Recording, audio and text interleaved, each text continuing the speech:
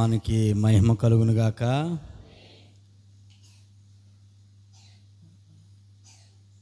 దైవ సన్నిధికి విచ్చేసినటువంటి ప్రభునందు ప్రియ దేవుని బిడ్డలందరికీ ప్రభు పేరట వందనాలు తెలియచేస్తూ ఉన్నాను.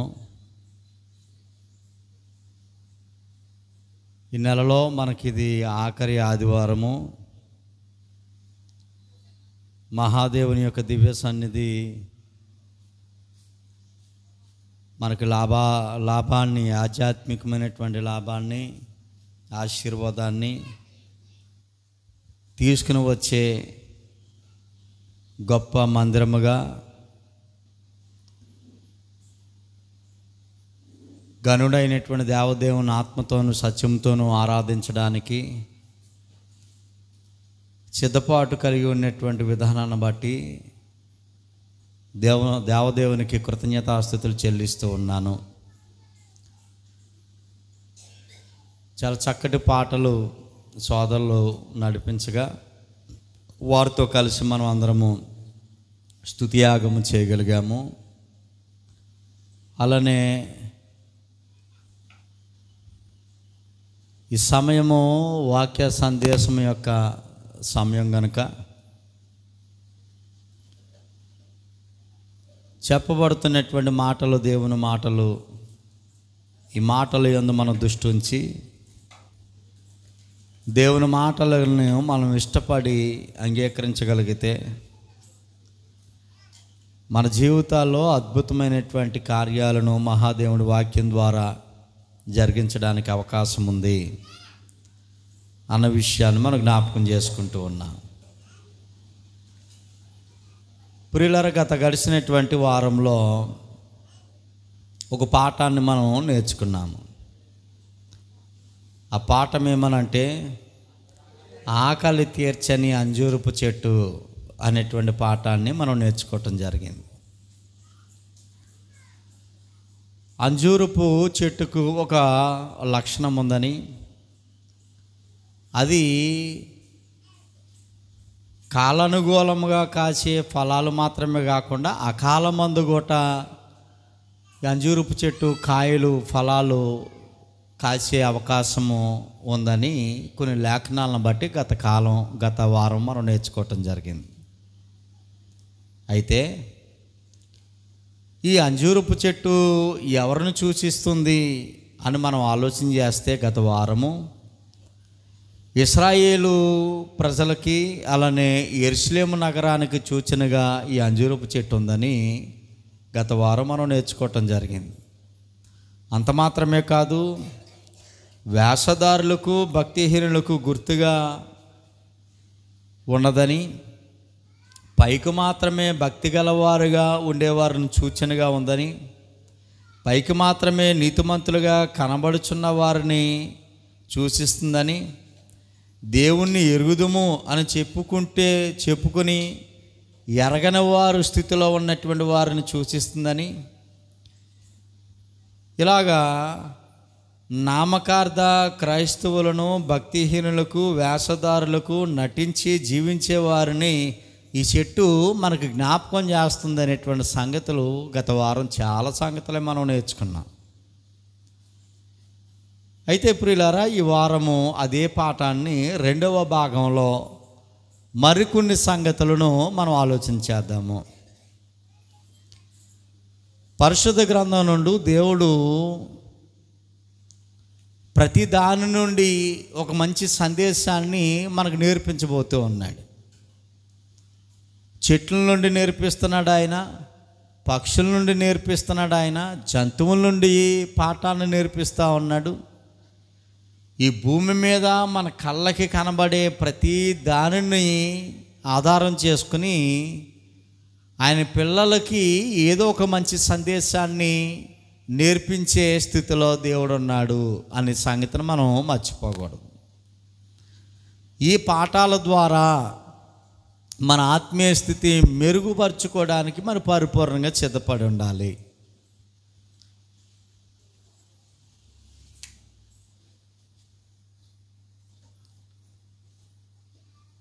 ఏదో వెళ్ళాంలే, ఏదో చెప్పారులే అనేటువంటి కోణంలో కాకుండా చెప్పబడుతున్నటువంటి ప్రతి మాట దేవుని మాట అనేటువంటి విషయాన్ని గుర్తించి ఈరోజు ఈ సందేశము ద్వారా దేవుడు ఏదో ఒక మంచి విషయాన్ని నా బ్రతుక్కి, నా జీవితానికి దేవుడు నేర్పించబోతూ ఉన్నాడు అనేటువంటి ఒక చక్కటి ఆలోచనతో,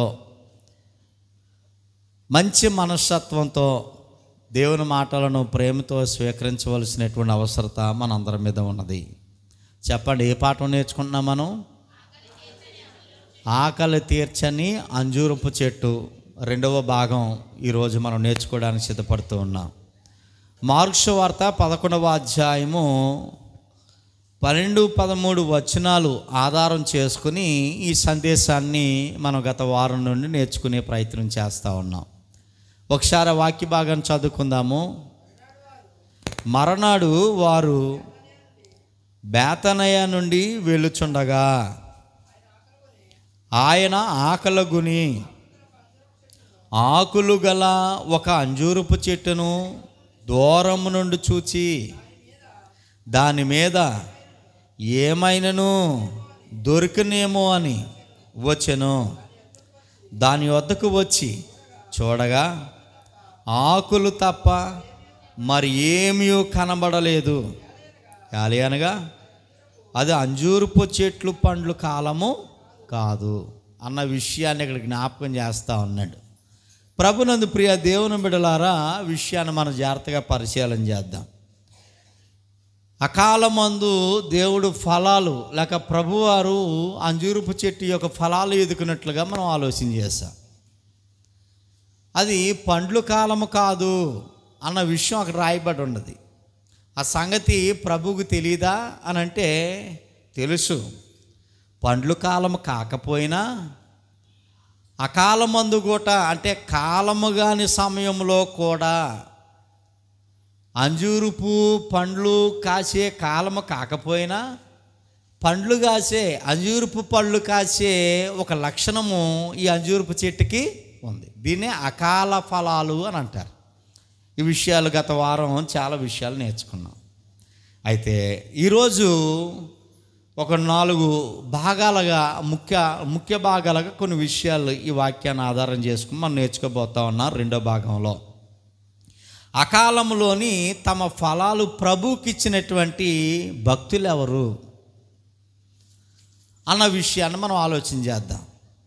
అంటే సమయం కాని సమయంలో, అనుకోని పరిస్థితుల్లో, ఒకవేళ భయంకరమైనటువంటి శోధన ఆ భక్తుల మీదకి వచ్చినప్పుడు, అలాంటి పరిస్థితుల్లో దేవునికి ఎట్లాంటి ఫలాలు వారు దేవునికి సమర్పించారు. అనుకోకుండా వారి మీదకి, వారి కుటుంబం మీదకి ఒక పెనుమిప్పు లాంటి శోధన వారి మీదకి వస్తే, వారు ఊహించకుండా ఏదో సమస్య వారి మీదకి కానీ వారి కుటుంబం మీదకి కానీ ఒకవేళ శోధన ద్వారా వారి మీదకి వస్తే,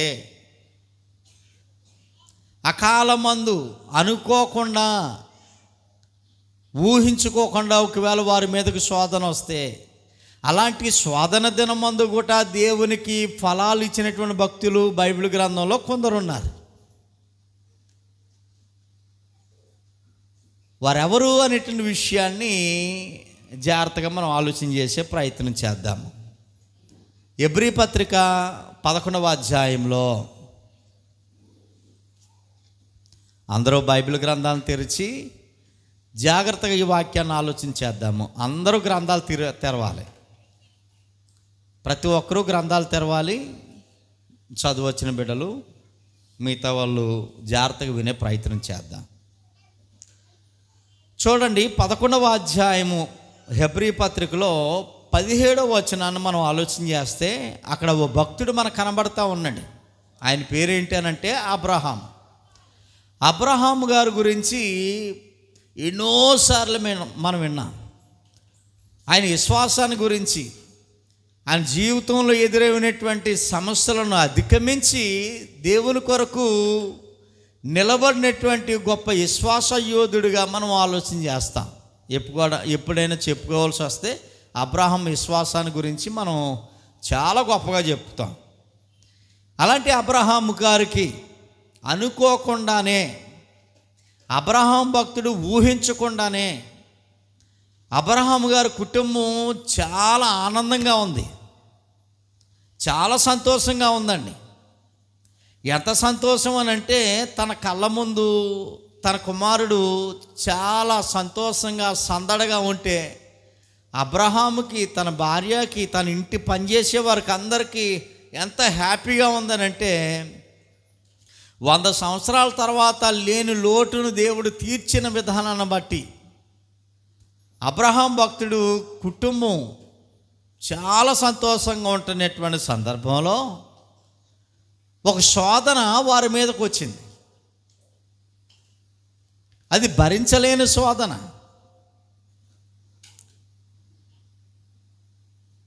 అబ్రహాం ఊహించాడా అంటే ఊహించలేదు.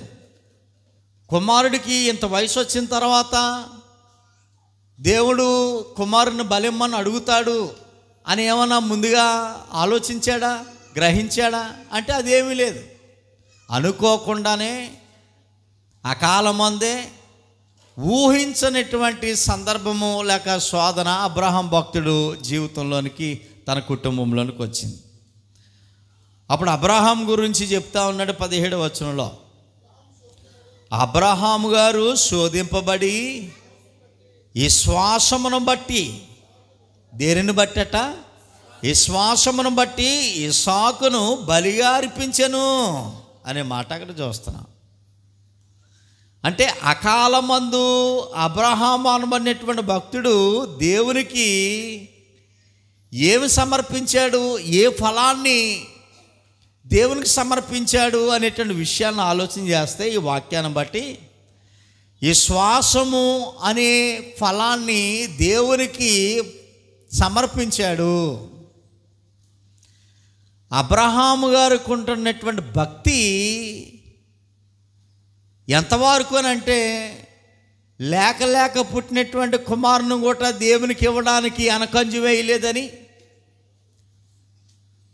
దేవుడి విషయంలో ఏమాత్రము అతను నోటి మాట ద్వారా దేవుడు దూషించడం కానీ, దేవునికి ఇదేమైనా న్యాయంగా ఉందని అనటం కానీ, ఇలాగ అడగటం మర్యాద కాదు అనేటువంటి విషయం, ఇలాంటి కోణంలో ఏమి మాట్లాడకుండా దేవుడు కోరాడు, అది దేవునికి ఇష్టమైంది, దేవునికి ఇష్టమైంది నా జీవితం నుండి, నా కుటుంబం నుండి ఇవ్వటమే నా బాధ్యత అనేటువంటి విషయాన్ని ఆలోచన చేసి దేవునికి కుమారుని కోరినట్లుగానే కుమారుని బలిగా అర్పించినట్లుగా మనం చూస్తూ ఉన్నాం. ఈ అబ్రహాముకి జీవితంలో ఈ కార్యం చేయడానికి ప్రధానమైంది, తన జీవితంలో భక్తి జీవితానికి మూలమైంది ఏంటి అనేటువంటి విషయాన్ని ఆలోచన చేస్తే విశ్వాసము.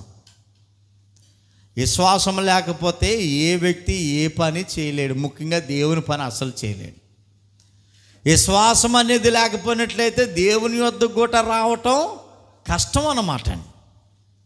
ఇప్పుడు అబ్రహాము తన కుమారుని బలి ఇచ్చాడు అని అంటే అబ్రహాంలో ఏముంది, ఏ మోతాదులో ఉందండి? అబ్రహాము జీవితంలో భక్తి జీవితానికి విశ్వాసం అనేది ఏ మోతాదులో ఉంది? ఏమండి? పరిపూర్ణమైనటువంటి విశ్వాసం అంటారు దాన్ని.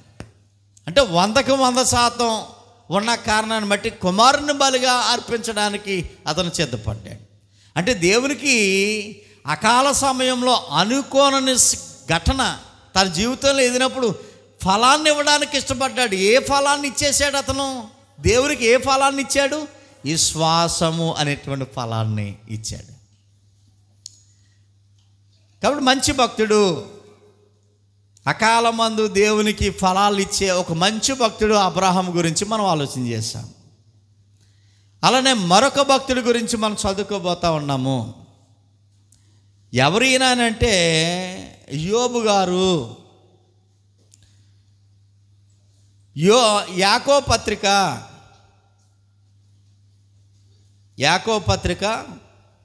5వ అధ్యాయము చూడండి, 11వ వచనం. యాకోబు రాసిన పత్రిక 5వ అధ్యాయము 11వ వచనంలో, సహించిన వారిని ధన్యులను కొనుచున్నాము కదా, మీరు యోబు యొక్క సహనమును గూర్చి వింటిరి. ఆయన ఎంతో జాలియు కనికరమును గలవాడని మీరు తెలుసుకొనిచున్నారు అన్న విషయాన్ని జ్ఞాపకం చేస్తున్నాడు. సహించిన వారు ధన్యులు అనుకొనుచున్నారు. ఏమండి, సహించిన వారిని ధన్యులు అనుకొనుచున్నాము కదా అని చెప్తున్నాడు. సహనము ఏదో చిన్నదో పెద్దదో లేకపోతే చిన్న చిన్న విషయాల్లో సహనం కాదు, కానీ భయంకరమైనటువంటి పరిస్థితి యోబు జీవితంలో ఎదురైనటువంటి సందర్భం మనకు తెలుసు. ఎన్నోసార్లు ఆ భక్తుల గురించి మనం చదువుకున్నాం. యోబు గారికి ఉన్నటువంటి సహనం అంత కాదు. అర్థమవుతుందా ప్రియులారా? ఈ వాక్యాన్ని మనం జాగ్రత్తగా పరిశీలన చేస్తే, యోబు భక్తుడు ఆస్తినంతటిని కోల్పోయాడు. యోబు భక్తుడు తన కుమార్తెని కోల్పోయాడు. యోబు భక్తుడు ఇంకా ఏం కోల్పోయాడు? ఆస్తిని బిడ్డలతో సహా ఇంకేం కోల్పోయాడు అతను? ఏమండి, ఆరోగ్యాన్ని కోల్పోయాడు. సమస్తాన్ని కోల్పోయినా యోబు భక్తిలో కోల్పోనది ఒకటి ఉంది. ఏంటది? సహనము. దీన్నే దీర్ఘశాంతము లేక విశ్వాసము అనేటువంటి విషయాన్ని మనం ఆలోచన చేస్తున్నాం.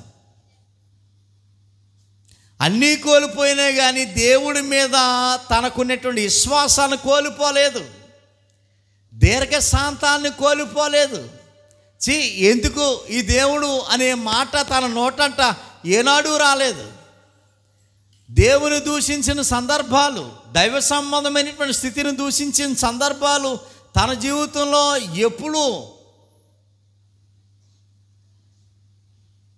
ఎప్పుడూ రాలేదు. అందుకే ప్రత్యేకించి యాకోబు పత్రికలో యోబు గారి గురించి మనం ఆలోచన చేస్తూ ఉన్నాం. సహించిన వారిని ధన్యులు అనుకొనుచున్నాము కదా. ఒకవేళ సహించిన వారు లిస్టు తీస్తే, సహించిన వారికి సంభవించినటువంటి కష్టాలు నష్టాలను కూడా ఓర్చుకొని సహించుకున్నటువంటి వారు లిస్టుని తీయమంటే ఆ లిస్టులో ఫస్ట్ పేరు ఎవరిది వస్తుంది అంటే యోబు భక్తుడిది. ఆ యోబు కోసం చెప్తున్నాడు, మీరు యోబు యొక్క సహమును గూర్చి వింటిరి. ఆయన అంటే యోబు ఎంతో జాలియు కనికరము గలవారని మీరు తెలుసుకొనిచున్నారు. యోబు గ్రంథం 19వ అధ్యాయంలో ఒక మంచి మాట యోబు గారి గురించి మనకి కనబడతా ఉంటుంది. చూడండి ప్రియులారా, మాట మనం చదువుకోబోతా ఉన్నాము. యోబు గ్రంథము 19వ అధ్యాయము 25వ వచనము. చూడండి, యోబు భక్తుడు మాటలు ఒకసారి వినాలి మనం.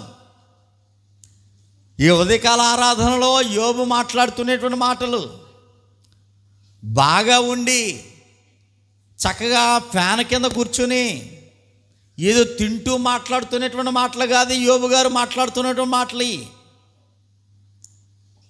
తనకి కలిగి ఉన్న సమస్తాన్ని కోల్పోయిన తర్వాత, శరీరంలో ఉంటున్నటువంటి శక్తి అంతా ఆరోగ్యం అంతా పోయిన తర్వాత ఆయన మాట్లాడుతున్నటువంటి మాటలు వింటూ ఉంటుంటే మనకు ఆశ్చర్యం కలుగుతూ ఉంది. దేవుడి పట్ల ఆయనకున్నటువంటి విశ్వాసము మనల్ని ఆశ్చర్యాన్ని కలిగిస్తూ ఉంది.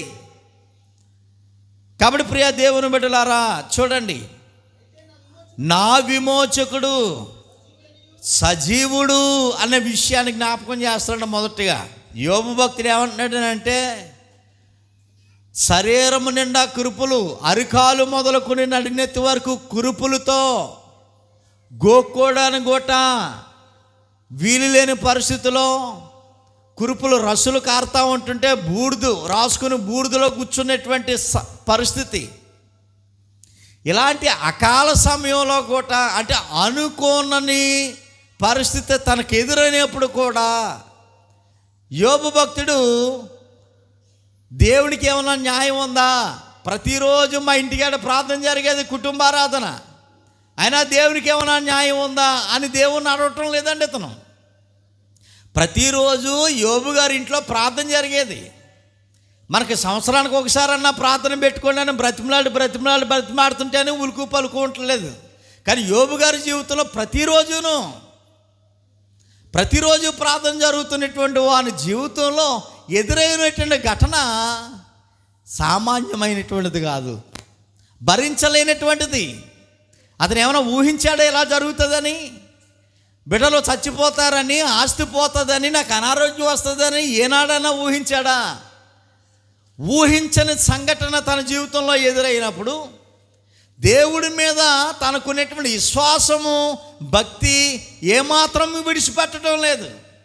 విడిచిపెట్టకుండా పైపొచ్చి ఏమన్నాడనంటే, నా దేవుడు, నా విమోచకుడు సజీవుడు, నా విమోచకుడు సజీవుడు, తర్వాత ఆయన భూమి మీద నిలిచిననియు నేనెరుగుదును. ఇలాగూ నా శరీరము చివికిపోయిన తర్వాత, నా శరీరము చివుకుపోయిన తర్వాత శరీరముతో నేను దేవుణ్ణి చూచెదను. నా శరీరం చివుకుపోయింది. యోబు గారి శరీరం ఏమైందట? చివుకుపోయిందంటే అర్థం ఏమిటి? ఇంకేమీ లేదని. యోబు గారి శరీరంలో సత్తువేమీ లేదని, సారమేమీ లేదని చివుకుపోయింది. చివుకుపోతే తర్వాత ఏమవుతుందనో, ఒక క్లాత్ బాగా చివుకుపోయింది అనుకోండి, ఏమవుతుంది తర్వాత? చిరిగిపోతుంది. చిరిగిపోతే పని చేయదు. ఇంకా యోబు అంటా ఉన్నాడు, నా శరీరము చివుకుపోయిన తర్వాత కూడా నేను ఎవరిని చూస్తాను? నా దేవుణ్ణి చూస్తాను అని అంటున్నాడు. చచ్చిపోయిన తర్వాత దేవుణ్ణి చూస్తాను అంటున్నాడు ఆయన. నా శరీరముతో నేను చూచేదను, నా దేవుణ్ణి చూచే. శరీరముతో అంటే శరీరం ఉంటుండగా దేవుని చూస్తానని అన్నాడు కదండి. అంటే ఈ శరీరం ఉంటుండగా దేవుని చూడగలవు అన్నమాట అని అపార్థం చేసుకునే అవకాశం కూడా లేకపోలేదు. ఒకళ్ళు దేవుని చూసామని అంటున్నారు. మీరమ్మో దేవుణ్ణి ఏ నరుడు చూడలేదని మీరని చెప్తారు. యోబు గారు కూడా దేవుణ్ణి చూచేదను, ఈ శరీరంతో చూస్తానని యోబు చాలా క్లియర్గా చెప్తున్నాడు కదా అని అనొచ్చు. కింద పుట్టినూట్లో వివరణ ఇచ్చాడు. శరీరముతో దేవుని చూస్తానని అంటే శరీరము లేకుండా అనేటువంటి అర్థాన్ని అక్కడ ఇచ్చాడు. శరీరము లేకుండా నేను ఎవరిని చూస్తాను? దేవుని చూస్తానంటే అర్థం ఏంటి? ఇప్పుడు శరీరం లేకుండా నేను దేవుని చూస్తానని అంటే యోబు బ్రతుకుతాడా, చనిపోతాడా? కానీ నేను చనిపోతే దేవుడి దగ్గరికి వెళ్ళిపోతాను, దేవుని చూస్తాను అనేటువంటి భావంలో, అంత భయంకరమైన కష్టంలో ఉండి కూడా నేను దేవునితో ఉంటాను, దేవుని చూస్తాను అనేటువంటి ఆలోచన. ప్రియ దేవుని బిడ్డలారా, ఈ భక్తుడి యొక్క విశ్వాసాన్ని మనం ఆలోచన చేయాలి. చూడండి, ఫస్ట్ అకాలమందు తమ ఫలాలు దేవునికి ఇచ్చినటువంటి భక్తుల గురించి మనం ఆలోచన చేస్తూ ఉన్నాం. అందులో మొదటి భక్తుడు ఎవరని మనం చెప్పుకున్నాం? అబ్రహాము గారు. రెండవ భక్తుడు ఎవరని మనం చెప్పుకున్నాం? యోబు గారు. ఏమండి, సమస్తాన్ని కోల్పోయాడు, ఆస్తిని కోల్పోయాడు, కుమారులను కోల్పోయాడు, శరీరంలో ఉన్నటువంటి ఆరోగ్యాన్ని కోల్పోయాడు. కానీ యోబు భక్తుడు అకాలమందు దీర్ఘశాంతము, విశ్వాసం అనే ఫలాల్ని దేవునికి ఇచ్చాడు. దీర్ఘశాంతము, విశ్వాసం అనేటువంటి ఫలాన్ని దేవునికి ఇచ్చాడు. గత వారం మనం చదువుకున్నాం. ప్రభు అంజూరపు చెట్టు వైపు చూచాడు. చెట్టు అంతా ఎలాగుందండి? ఆకులతో ఉంది, పచ్చగా ఉంది. అప్పుడు ఫలాలు దొరుకుతాయి అనేటువంటి విధానంతో చెట్టు దగ్గరికి వచ్చేసరికి చెట్టు దగ్గర ఏం దొరకలేదు? ఫలాలు లేవు.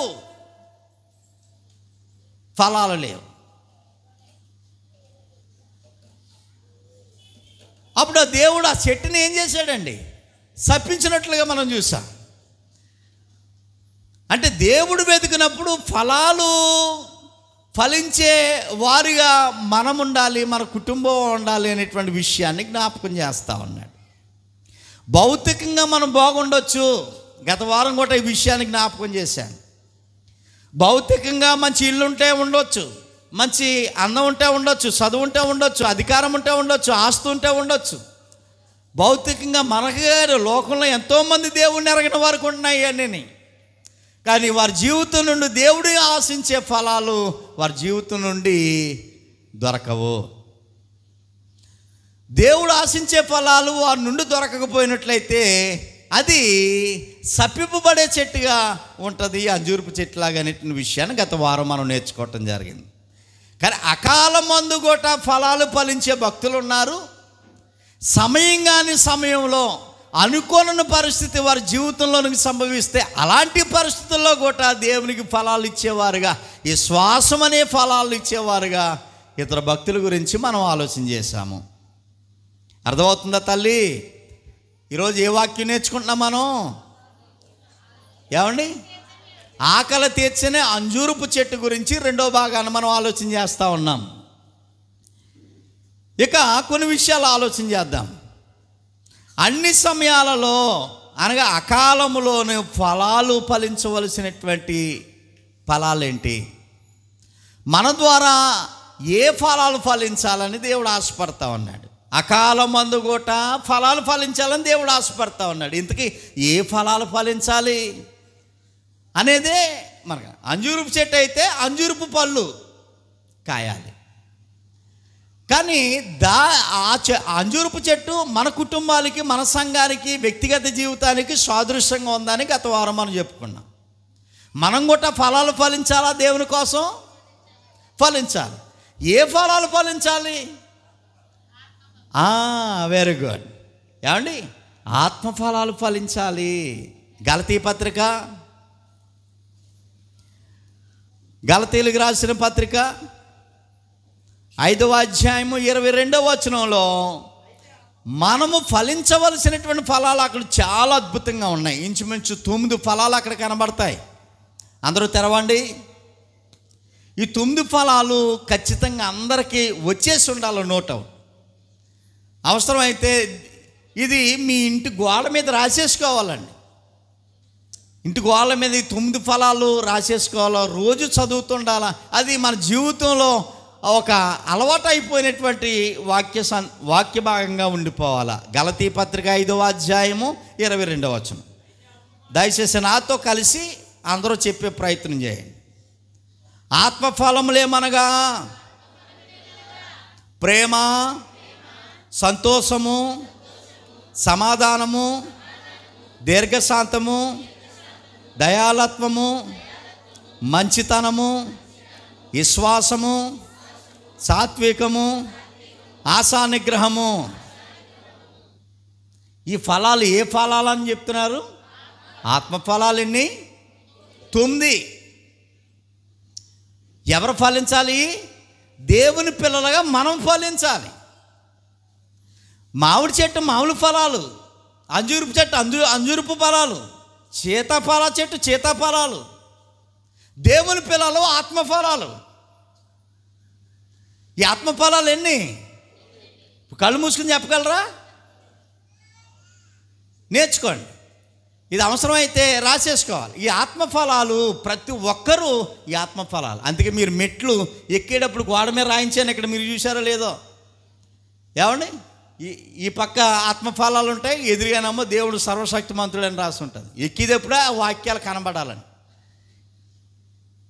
అర్థమవుతుందా? అవి ఏయో రాశారు, మనకు సంబంధం లేదు అనుకోకండి. మన కోసమే రాసాం ఆ వాక్యాలని. ఆత్మఫలాలు 9 ఆ గోడ మీద మెట్లు ఎక్కేటప్పుడే అక్కడ పక్కన రాయటం జరిగింది. అందరికీ అలవాటు ఉండాలి. ఇది ఎన్నో నెల? ఇది 10వ నెల అయిపోయింది. 10వ నెల ఆఖరి వారానికి వచ్చేసాం మనం. జనవరి 1వ వారం నుండి ప్రతి ఆదివారం గుళ్ళోకి వస్తే ఆ మెట్లంటే రావాలా.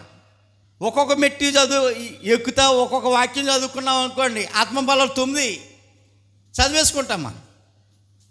ఇప్పటికి ఇంచుమించు 42 వారాలు అయిపోయినాయి. అంటే 42 వారాలు నువ్వు గుళ్ళోకి వస్తే 42 సార్లు ఆ వాక్యం నువ్వు చదవగలిగితే నీకు అలవాటు కళ్ళు మూసుకుని మెట్లు ఎక్కేవాళ్ళనమాట. అది చదువుకుంటాను. ఆత్మఫలం ఒక్కొక్క మెట్టు ఒక ఆత్మఫలం అన్నట్టుగా చదువుకుని ఎక్కేవాళ్ళనమాట. అర్థమవుతుందా? మాట్లాడరేటండి?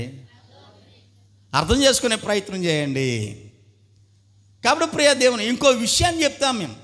ఆ వాక్యం అంత ప్రాముఖ్యమా అంటే ఎస్, చాలా ప్రాముఖ్యం. ఆ వాక్యం చాలా చాలా చాలా ప్రాముఖ్యం. మన దేవుడు మన నుండి ఆశిస్తున్నటువంటి ఆత్మఫలాలు ఇవి. మన దేవుడు మన నుండి ఆశిస్తున్నటువంటి ఆత్మఫలాలు.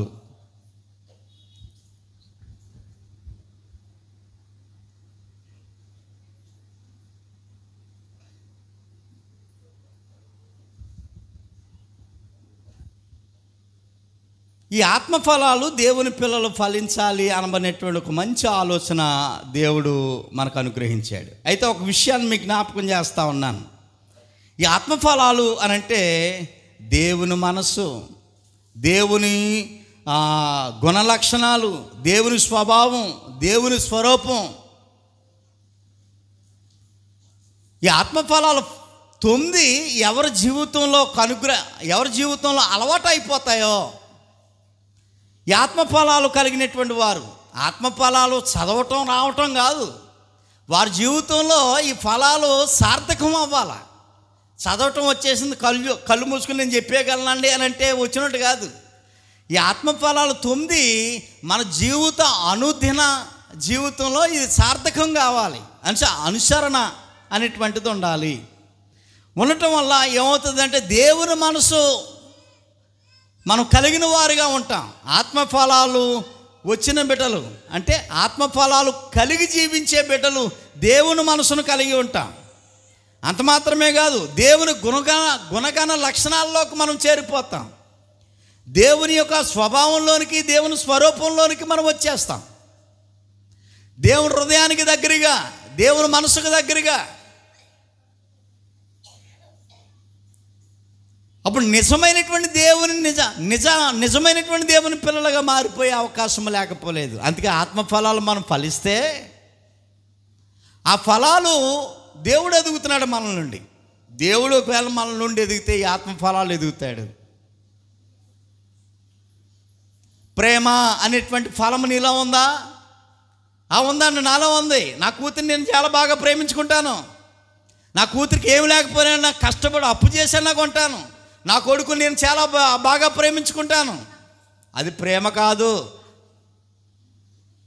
కూతురునో కొడుకునో రక్త సంబంధంలో ప్రేమిస్తే ప్రేమ కాదు. అసలు సిసలైనటువంటి ప్రేమ నీ శత్రువుని నువ్వు ప్రేమించగలిగితే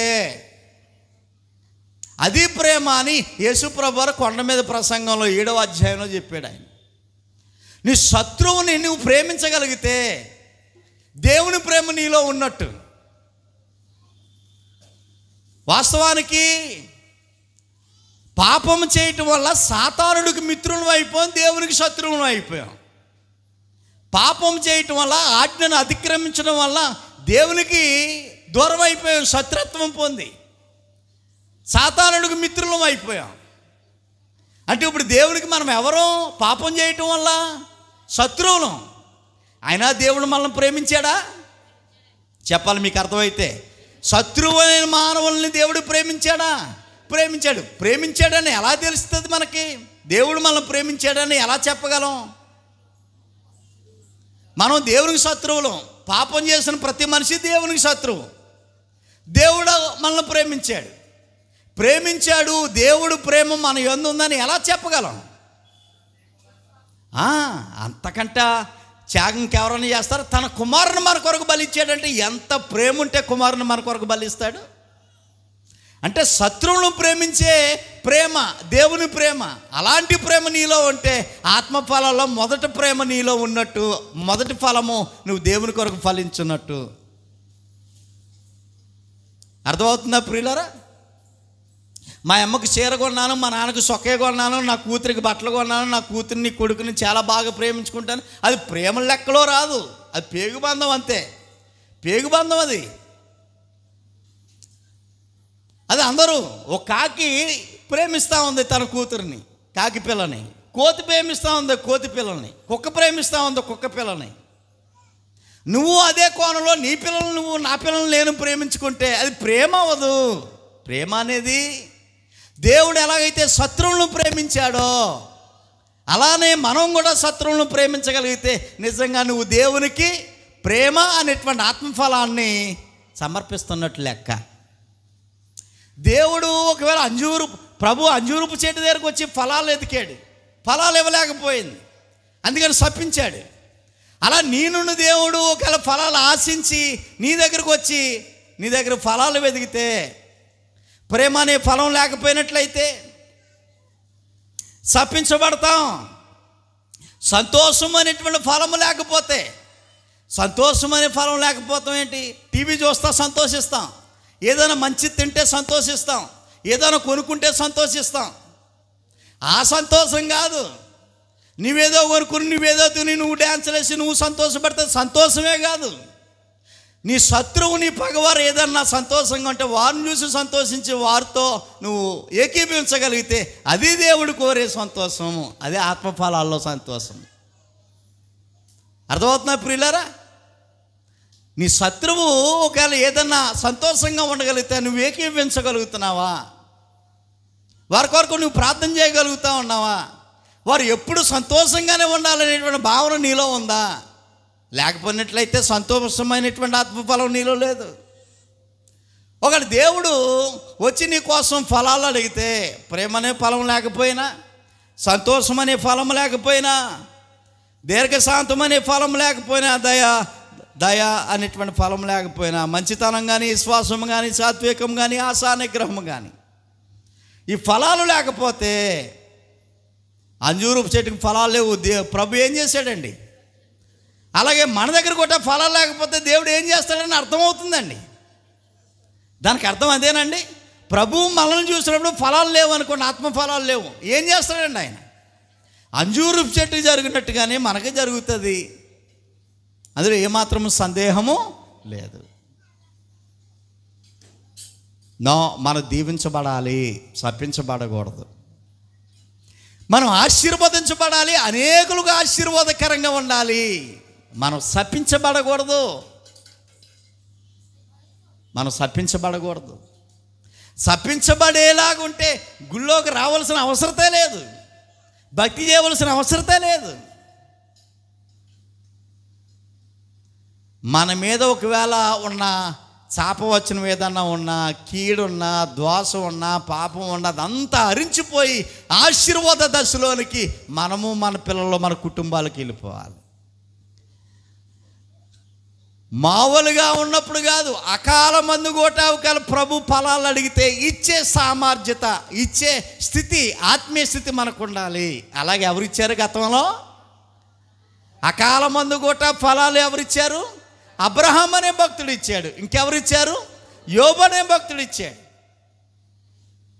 అలా అకాల మందు ఒకవేళ ప్రభు మనల్ని అడిగితే ఫలాలు ఇవ్వగలమా? ఒకసారి ఆలోచన చేయాలి.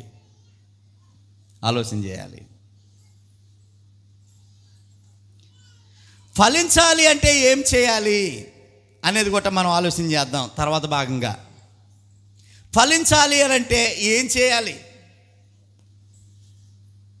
ఏమండి, ఒక మొక్క ఫలించాలంటే ఏం చేస్తామని జనరల్గా మనకి ఆ మొక్కల అవగాహన మనకుంది, మొక్కల మీద అవగాహన మనకుంది. మొక్క ఫలించాలంటే ఏం చేస్తాం మనం? ఆ చుట్టూ గొయ్యి తీస్తాం. ఒక ఆ చెట్టు మొదలు ఏమైనా రాళ్ళున్నా, తుప్పలున్నా, ఇలాంటి చెత్త ఏదైనా ఉంటే ఏం చేస్తామండి? తీసి పాడేస్తాం. అంటే ఆ చెట్టుకు ప్రమాదాన్ని తెచ్చే, ఫలించకుండా చేసేది ఏదన్నా ఉంటే, కాయలు కాయకుండా ఆ చెట్టును నాశనం చేసేది ఏదన్నా ఉంటే ముందు దాన్ని తీసి బయటకు పారేస్తాం. బాగుంది కదా అని చెప్పేసి ఉంచుకోం మనం. అలాగే మనం కూడా ఫలాలు ఫలించాలంటే ఏం చేయాలో యోహాను సువార్త 15వ అధ్యాయంలో మనం చదువుకోబోతా ఉన్నాము. త్వరగా యోహాను సువార్త 15వ అధ్యాయము చూడండి, 2వ వచనము. నాలో ఫలింపని ప్రతి తీగను ఆయన తీసి పారవేయును అనేటువంటి మాట అక్కడ మనకు కనబడతా ఉంది. నాలో ఫలింపని ప్రతి తీగను తీసి పారవేయును. ఫలింపని ప్రతి తీగ, ఆత్మ ఫలాలు ఒకవేళ ఫలించకుండా ఆటంకపరిచేది ఏదన్నా ఉంటే దాన్ని తీసి పారేయాలంటున్నాడండి. దాన్ని తీసి పారేయాలి. ఏమండి ఫలింపని, నాలో ఫలింపున ప్రతి తీగ ఆయన తీసి పారవేయను, ఫలించు ప్రతి తీగ మరి ఎక్కువగా ఫలించవలనని దానిలోని పనికిరాని తీగలను తీసివేయము. పనికిరాని తీగలను, ఫలించని తీగలను, ఫలించనిది ఏదన్నా మనలో ఉంటే అది మనల్ని మొద్దు మారిపోయేలా చేస్తుందండి. ఫలాలు ఫలించకుండా చేసేస్తుందండి, దేవునికి పనికి రాకుండా చేసేస్తుందండి, దేవుని కార్యాలు చేయకుండా చేసేస్తుందండి, మనలో ఉన్నటువంటి విశ్వాసాన్ని చంపేస్తుందండి, మనలో ఉన్నటువంటి భక్తిని చంపేస్తుందండి. అలా చంపేసే చెడేదనం ఉంటే, విశ్వాసాన్ని భక్తిని చంపేసే చెడేదనం ఉంటే పనికి మాలిన తీగ అన్నాడు దాన్ని. పనికి మాలిన తీగ ఉంచమంటున్నాడా, తీసి పారేయమంటున్నాడా? తీసి పారేయాలి, తీసి పారేయాలి. అర్థమవుతుందా ప్రియులారా? తర్వాత ఇంకేం చేయాలి బాగా ఫలించాలి అంటే పనికి మాలిన తీగలను తీసి పారేయాలన్నాడు. అంటే మనలో ఉన్నటువంటి చెడుని తీసి పారేయాలని దానికి అర్థం. 15వ అధ్యాయంలోనే 5వ వచనం చదువుకుందాం. తర్వాత ఇంకేం చేయాలి మనం? చూడండి, యేసు ప్రభువు వారు చెప్తున్నటువంటి మాట ఇది. ద్రాక్షావళిని నేను, తీగలు మీరు. ద్రాక్షావళిని నేను, తీగలు మీరు. అంటే యేసు ప్రభువు వారు ఎవరట? ద్రాక్షావళిని, తీగలు మీరు అని చెప్తున్నాడు. ఓకే, బాను. తర్వాత ఎవడు నా యందు నిలిచి ఉండునో, నేను ఎవని యందు నిలిచి ఉందును వాడు బహుగా ఫలించెను, బహుగా ఫలించెను. నాకు వేరుగా ఉండి మీరు ఏమీ చేయలేరు. ఈ సంగతి గుర్తించాలి. మనం ఫలించాలంటే ఏం చేయాలి అనే ఆలోచనకు వస్తే ఈ వాక్యం మనకు నేర్పిస్తూ ఉంది. యేసునందు నిలిచి ఉండాలి, యేసు ప్రభువుతో మనం జీవించాలి, యేసు ప్రభువునందు మనం ఉండాలి. యేసుక్రీస్తు లేకుండా అంటే దేవునికి వేరుగా ఉండి మనం ఏమీ చేయలేం. నేను అది చేసేస్తాను, ఇది చేసేస్తాను అని అనుకోవచ్చు. అనుకున్నటువంటి మాటల ప్రకారంగా ఉంటే చెప్ప జరిగే పని ఏం కాదు. కాబట్టి ప్రియ దేవునికి వేరుగా ఉండి మనం ఏది ఇప్పుడే కాదు ఎప్పుడు ఏది చేయలేం. భౌతికంగా ఒకవేళ అది ఇదో చేస్తే చేయొచ్చమ్మా, కానీ అది ఎప్పుడు వరకు బ్రతికున్నంత వరకునే కదా. కానీ ప్రియ దేవుని బిడ్డలారా, యేసు ప్రభు వారికి వేరుగా, యేసు ప్రభు లేకుండా మనం ఏమీ చేయలేము, యేసు ప్రభు వారికి వేరుగా ఉండి కూడా మనం ఏమీ చెయ్యలేము అనేటువంటి విషయాన్ని జ్ఞాపకం చేస్తూ ఉన్నాడు. తర్వాత ఫలించాలంటే ఏం చేయాలి అనేటువంటి విషయాన్ని గలతీ పత్రిక 5వ అధ్యాయము 25వ వచనం ఒక మాట జ్ఞాపకం చేస్తూ ఉన్నాడు. మనము ఆత్మను అనుసరించి జీవించువారమైతుమా, ఆత్మను అనుసరించి క్రమంగా నడుచుకుందాము అని చెప్తున్నాడు. అంటే వాక్యం యొక్క అర్థం ఏమనంటే ఆత్మను అనుసరించి జీవించాలి. ప్రతి క్రైస్తవుడు ఫలించాలి అంటే ఆత్మను అనుసరించి జీవించాలి. సో 3 విషయాలు మీకు జ్ఞాపకం చేశాను. మనము ఫలించాలి అని అంటే మన దేవుడు ఆత్మఫలాలు కోరుతా ఉన్నాడు. ఆత్మఫలాలు ఫలించాలి అని అంటే 3 పనులు చేయాలి మనం. ఏంటి? మొదటిదేంటి అమ్మా చెప్పాలి, అందరూ చెప్పాలా? మొదటిదేంటి? మనలో ఉన్నటువంటి పనికి మాలినటువంటి తీగను తీసి పారేయాలి. తీగ అంటే ఎక్కడ ఉందండి అని ఇలాగ ఎదుక్కోవటం కాదు. తీగ తీసేమన్నాడు, ఎక్కడుంది తీగి అని అనుకోవటం. తీగ అంటే ఇవి కరెంట్ తీగో లేకపోతే ఈ తీగో కాదు. అంటే దేవునికి పనికి రానటువంటి చెడు తీసేయాలి అని అర్థం అన్నమాట అండి. రెండోది, యేసుక్రీస్తునందు నిలిచి ఉండాలి, ఆయన లేకుండా మనం ఏమీ చేయలేము. మూడోది, ఆత్మను అనుసరించి జీవించాలి. అలాగుంటే ఖచ్చితంగా మనం ఏం చేస్తాము? ఫలిస్తాము, దేవుడు కోరిన ఫలాలు ఫలిస్తాము అనేటువంటి. ఆఖరిగా మరో 3 సంగతులు మీకు జ్ఞాపకం చేసి మన ఈ పాఠాన్ని 2వ భాగాన్ని ముగిందాము. ఫలిస్తే ఏం జరుగుతుంది, మనము ఫలిస్తే ఏం జరుగుతుంది అనేటువంటి విషయాన్ని ఆలోచన చేయబోతా ఉన్నాం. నిజంగా దేవుడు కోరినట్టుగానే మనం ఫలించామనుకోండి, దేవుడు కోరిన ఫలాలే మనం ఫలించామనుకోండి, ఏం జరుగుతుంది అనేటువంటి విషయాన్ని యోహాను సువార్త 15వ అధ్యాయము, యోహాను సువార్త 15వ అధ్యాయంలో చూడండి ప్రియులారా, 8వ వచనం, మీరు బహుగా ఫలించుట వలన నా తండ్రి మహిమపరచబడతాడు. అదే కదా మనల్ని దేవుడు ఆశించేది. మనము బహుగా ఫలిస్తే, అద్భుతమైన ఫలాలు ఫలిస్తే, దేవుడు కోరిన ఫలాలు ఫలిస్తే మన తండ్రి, మన కన్న తండ్రి మహిమపరచబడతాడు. ఎంత బాగుంది అది. అంటే మనం ఫలిస్తే ఏం జరుగుతుందట? దేవుడు మహిమపరచబడతాడు. దేవుని పిల్లలుగా మనం ఫలిస్తే దేవుడు ఘనపరచబడతాడు అన్న విషయాన్ని ఇక్కడ మనం చదువుకున్నాము. రెండోది యోహాను సువార్త 4వ అధ్యాయం 33వ వచనం, 4వ అధ్యాయం 33వ వచనం, 32 నుండి ఈ సందర్భం మనకు కనబడతా ఉంటుంది. 31 యేసుప్రభు వారు తన శిశువులకి భోజనం చేయమని అడుగుతున్నటువంటి సందర్భం. ప్రియులారు, ఇక్కడ ఉన్న సందర్భాన్ని యేసుప్రభు వారు ప్రాంతానికి వస్తూ ఉన్నారు. వచ్చే సందర్భంలో నాకు ఆకలి వేస్తుందని శిశువుని అడిగితే, అయితే ఊర్లోకి వెళ్ళి ఏమైనా తెస్తాము అని శిశువులు ప్రభువారు అక్కడ ఒక చోట బావి దగ్గర ఉంటే శిశువులు ఊర్లోనికి వెళ్తారు.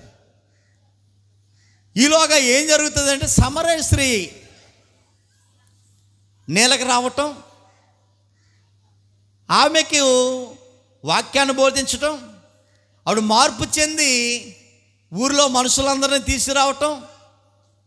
అప్పుడు వారు ఇచ్చినటువంటి స్టేట్మెంట్ ఏంటనంటే, నువ్వు చెప్పిన దాన్ని బట్టి కాదు, మేము కళ్ళారా చూసాము, చెవులారా విన్నాం, ఈయనే అసలు సిసలైనటువంటి మెస్సయ్య, ఈయన ద్వారానే మనకు నిత్యజీవం, ఈయన లేకపోతే మనకు రక్షణ లేదు అనేటువంటి వాస్తవాన్ని వారు చెప్పారు. అమ్మయ్య, ఒక సమాజశ్రీ మార్పు చెందటం మాత్రమే కాకుండా ఆ ఊరు వారికి సువార్త అందింది.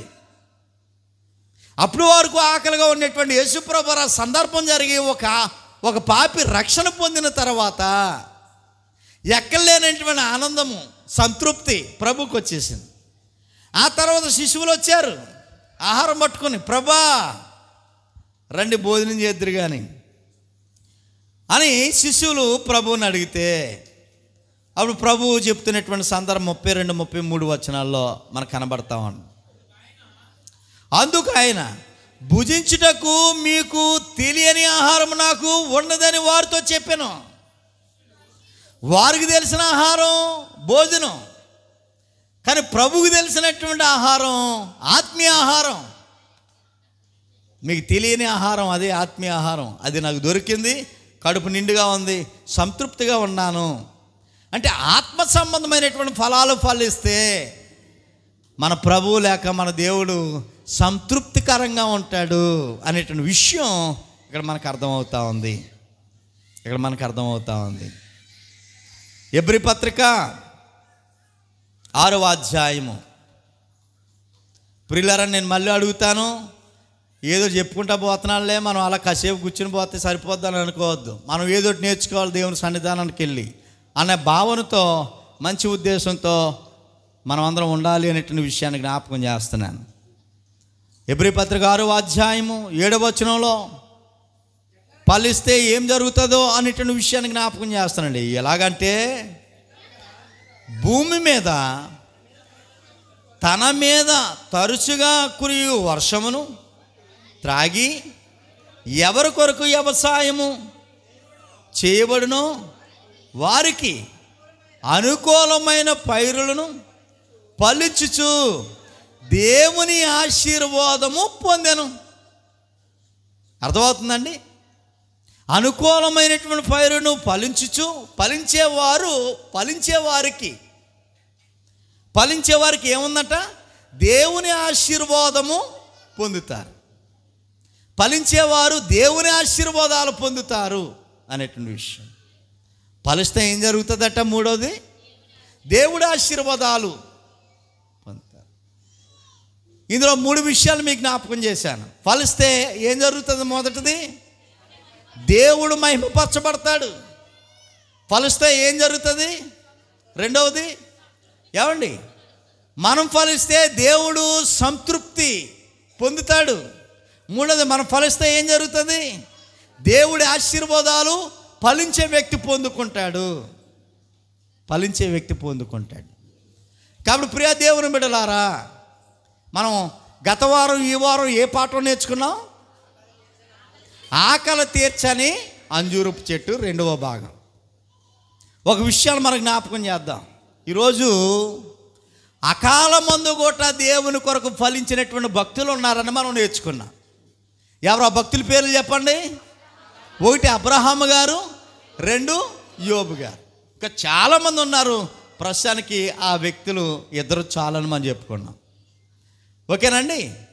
2వ భాగంలో అన్ని విషయాల్లో లేకపోతే అన్ని సందర్భాలలో అకాల మందు కూడా దేవుని కొరకు ఏ ఫలాలు ఫలించాలి అంటే ఆత్మ ఫలాలు ఫలించాలి అని చెప్పాం. ఆత్మ ఫలాలు ఎన్ని? 9. ఆ 9 ఫలాలు మళ్ళీ వచ్చే వారం అడుగుతాను, కళ్ళు మూసుకుని చెప్పాలి మీరు. ఓకేనండి. కాబట్టి ఆ 9 ఫలాలు మీరు చెప్పాలి. ఆ 9 ఫలాలు దేవుని యొక్క మనసు, దేవుని యొక్క గుణగణాలు, దేవుని యొక్క స్వభావం, దేవుని స్వరూపం కలిగిన ఇంక్లూడ్ అయి ఉన్నాయన్నమాట. ఈ 9 ఫలాలు ఎవరైతే ఫలిస్తారో వారు దేవునితో దేవుని మనసును అర్థం చేసుకుని, దేవుని హృదయాన్ని అర్థం చేసుకుని, దైవ సంబంధమైనటువంటి స్థితిలో ఆధ్యాత్మికంగా తిరిగిలేనటువంటి బిడ్డలుగా వారు ఫలించేవారుగా ఉంటారని మనం చెప్పుకున్నాం. ఫలించాలి అని అంటే ఏమి చేయాలి? మొదటగా మనం ఫలించాలంటే మనం ఏం చేయాలని చెప్పుకున్నాం? 3 విషయాలు. మనకులో పనికిరాని తీగని తీసిపారేయాలని చెప్పుకున్నాం. రెండోది, యేసుక్రీస్తు నందే ఉండాలి. యేసుక్రీస్తు లేకుండా మరి పెద్ద చర్చ అండి, 50,000 మంది వస్తారండి. అందులో పెద్ద ప్యాన్ ఉంటుందండి ఒకటి. అది కాదండి. యేసుక్రీస్తు లేకుండా 50,000 మంది ఉన్నా లేకపోతే పులువ మంది దొల్లెత్తున్నా ఉపయోగం ఏమీ లేదు. యేసుక్రీస్తే మన ఫలించడానికి ముఖ్యమైనటువంటి మూలకారకుడు అనేటువంటి విషయాన్ని. మూడోది, ఆత్మను అనుసరించి జీవించాలి. తర్వాత ఫలిస్తే ఏం జరుగుతుంది? దేవుడు మహిమపరచబడతాడు, సంతృప్తి పడతాడు దేవుడు, దేవుని ఆశీర్వాదాలు మనము పొందుకుంటాము అనేటువంటి విషయాలు. ఓకేనండి. మంచి పాఠాన్ని మనం నేర్చుకున్నాం. ఒకవేళ ఫలించకపోతే, ఎప్పటికీ ఫలించకపోతే, నీరు పోస్తున్నా, ఎరువు పెడుతున్నా, కావలసిన పెట్టుబడి అంతా మొక్కకి ఆ చెట్టుకి వేస్తున్నా, ఫలించకపోతే ఏం జరుగుతుంది చెప్పండి ఒక మాటలో? శపించబడతాము. ఎప్పటికీ కోలుకోకుండా శపించబడతాము. దేనికిలాగా? అదిగో అంజూరపు చెట్టులాగా. నామకార్థ క్రైస్తవులుగా, నామకార్థ భక్తులుగా మనం ఉండొద్దు. అంజూరపు చెట్టు అలాగే చాలా అందంగా ఉంది. చెట్టు నిండా కొమ్మలు ఉన్నాయి, చెట్టు నిండా ఆకులు ఉన్నాయి, చూసేవాడికి పచ్చగా ఉంది, చాలా బాగుంది. దూరం నుంచి చూస్తే అబ్బా చెట్టు అంటే ఇలాగ ఉండాలరా అనుకుని చెట్టు దగ్గరికి వచ్చేసరికి చెట్టుకి ఏం లేవు, ఫలాలు లేవు. ఒకవేళ మనల్ని చూసి, మన కుటుంబాన్ని చూసి ఒకవేళ చాలామంది అలాగ అనుకుంటున్నారేమో. కానీ దేవుడు టెస్ట్ చేస్తే నీలో ఉన్న విశ్వాసం ఎంతో, నీలో ఉన్న భక్తి ఎంతో, నీలో ఉన్న వాక్యం ఎంతో తెలిసిపోతుంది. అలాగ ఉండొద్దు. నామకార్థ క్రైస్తవులుగా, వేషధారులుగా ఉండొద్దు. దేవుని కోసం ఖచ్చితత్వంగా మంచి ఫలాలు ఫలించే బిడ్డలుగా ఉందాము. మంచి వాక్యాన్ని విన్నటువంటి మీకు ప్రభు నామంలో వందనాలు తెలియజేస్తా ఉన్నాను.